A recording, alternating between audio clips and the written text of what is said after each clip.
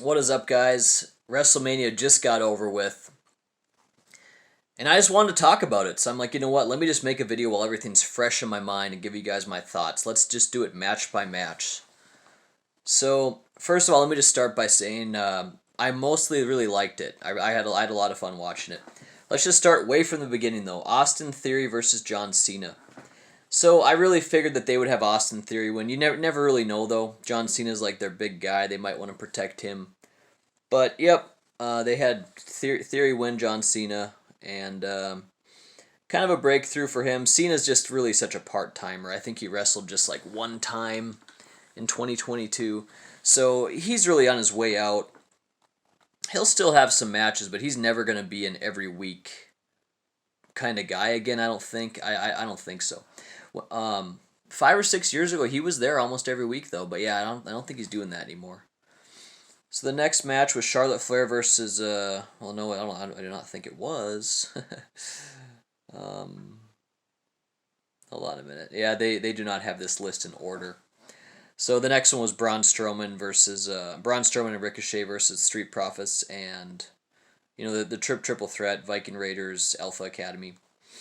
Honestly, this match I didn't pay very close attention to. It's just kind of a filler on the card. Yeah, I don't know. The Street Profits I think took that. I didn't really think that match was that great. Let's see. And then I believe the next thing that happened would have been Dominic Mysterio versus Rey. So this match was really cool. They had a whole lot of storyline leading up to it and all that stuff. I think it's cool that the good guy won. They had Rey Mysterio win that, whereas Dominic Mysterio was really painted as the bad guy.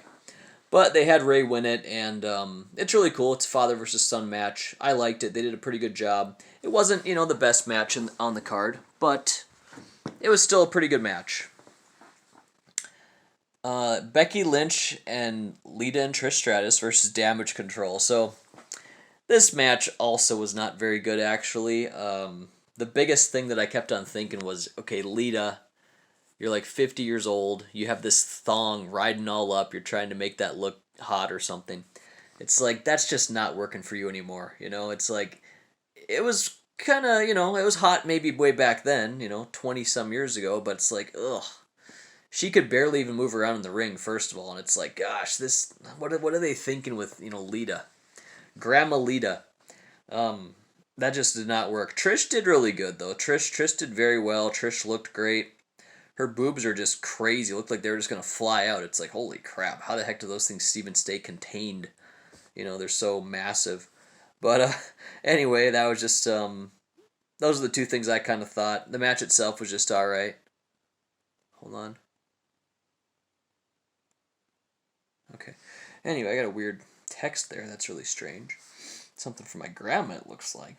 Anyway, let's continue on here. We had... My grandma's never texted me before. That's why that's weird. So, Seth Rollins versus Logan Paul, I believe, was next. So I had a lot of discussion about this match actually today with Megaden 29. And Megaden's big thing was, they shouldn't be relying on Logan Paul. They should go with people on their own roster. Which I understand what he's saying, but dude, Logan Paul has huge reach. Everyone knows who he is. He gets eyes on him. He gets people to buy and watch and all that stuff. So I thought the match was great, and I have a lot of respect for Logan Paul. He is crazy in the ring. He's really good.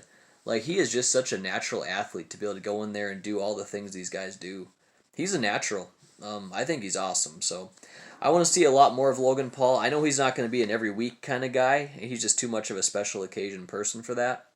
But I definitely want to see more of Logan Paul. He's now made 2 WrestleMania appearances. And of course, he doesn't go on every pay-per-view, but I'd like to see more of him. So we'll see what the WWE does with him. I liked the match a lot. It was solid, lots of athleticism and stuff. Seth Rollins was the one that took it. And that makes a lot of sense to give it to Seth because he's their main guy. And then Charlotte Flair versus Rhea Ripley. So this was a great match. Charlotte and Rhea did a great job. I don't really care too much about the women wrestling, but for example, Charlotte and Sasha Banks had a feud a few years back, and they also did a really good job. So, Charlotte did it again. Charlotte is their person. They have to protect Charlotte because She is the women's division, I think. Rhea Ripley really showed up though. She did a good job, and she ended up getting the title from Charlotte. So it was great though. I think they did a really good job, and I liked watching that match. It was really good. And finally, the night ended with Usos versus Sami Zayn and Kevin. This was Saturday. Kevin Owens, that is. This match was pretty good too. To be honest, it's kind of forgettable though at the same time. But when I was watching, it was good. They had a lot of close calls where the Usos did their finisher that no one's ever kicked out of, and Sami Zayn did kick out of it. So yeah, it was a good match, but that's really all I got to say on that. Sami Zayn and let's see, Kevin Owens were huge Vegas favorites. I looked that up beforehand, and so yeah, they came out and won that. They were the biggest favorite on the card. So let's see if I can find night two. Is night two going to be on the same article? Otherwise, I can just think about it actually myself. Let me just think about it here because it looks like it's not actually on this article I'm reading. Started off with Brock. Brock versus Umas. And this match was just short and sweet. Really not that good, but it's always cool to see Brock. I don't think Brock did a single German suplex on him. He got one started, but then Umos, if I'm even saying that correctly, reversed it. So yeah, he's a huge guy, way bigger than Brock. He makes Brock look little.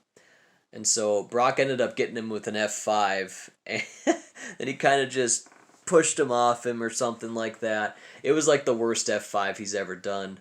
You could tell that was really heavy for Brock. But he got a pin and he won the match, and they moved on to the next one. So that's why I'm really hoping I could find that article. So here we go. Yep, it's actually still here. And then it was like the big tag team thing, Liv Morgan and all these guys. Pretty quick and forgettable, I was watching all this stuff, but there's not a whole lot to say about it with the Liv Morgan match. They came out, Liv Morgan looked pretty cute. That's what I really remember. And before long, Ronda Rousey had him in an armbar, and the match was over. Ronda Rousey's team wins. That's really all there is to say about that. It was okay. But from there, we kind of have to go on my memory because it looks as if the article ended. So, after that, I think we had Asuka versus Bianca Belair. And this match, yeah, it was just okay. It definitely it wasn't even close to Charlotte and Rhea Ripley in my opinion. But this match was okay. Really kind of actually this match was pretty subpar, I'm going to say this match wasn't really that good. But Bianca Belair retained the title, and that was actually expected as well.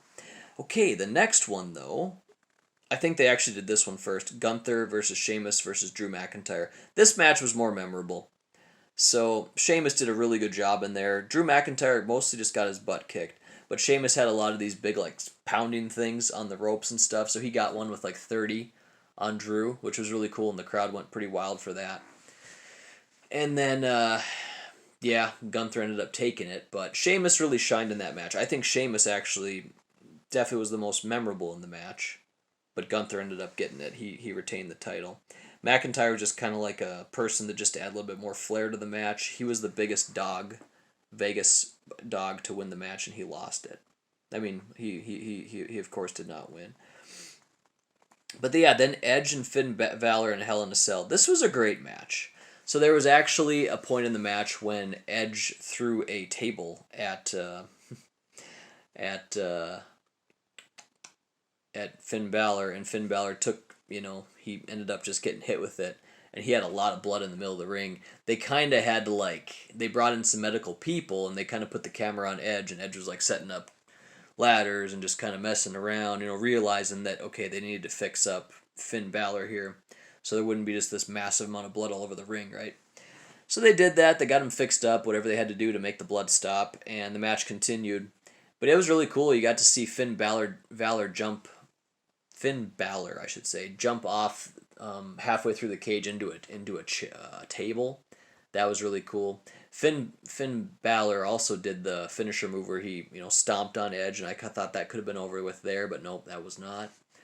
And also Edge did a kind of like a sideways slam off of the ladder, and I thought to myself, man, Edge is still smashing off a ladder like probably landing mostly on his butt. I know there's probably some give in the ring, but it's like, man, he's like 50 years old doing that, like 49, I think, 49 or 50. I'm like, jeez. He's in great shape, and he really impressed me, I'll say that. Edge always impresses me that he can still do the things he can do at his age. It's like, wow, he's really great. He really is. I realize, though, before I start talking about Roman Reigns and Cody Rhodes, we forgot to mention the surprise match of Miz versus, what the hell is his name? I cannot think of it. Yeah, the big announcer. I cannot think of his name. What the heck? Miz versus, I can't think of it. You guys will know, though. But anyway, that was a kind of a cool little impromptu joke match with some cheating and all that stuff to give not Miz the victory. I wish I could remember his name right now, though. I can't. It's not in the article either, so they did not have it because it was not supposed to be a match. It was unscripted. Yeah, too bad I can't remember that. And then also on night 2, Shane made an appearance to have a match with the Miz, and supposedly he actually tore up his knee like really quickly in the match. So I don't know if that's a work or not. One of my friends said it's 100% a work. One of my other friends says it looks like a work. Seems like the internet's kind of thinking it is too.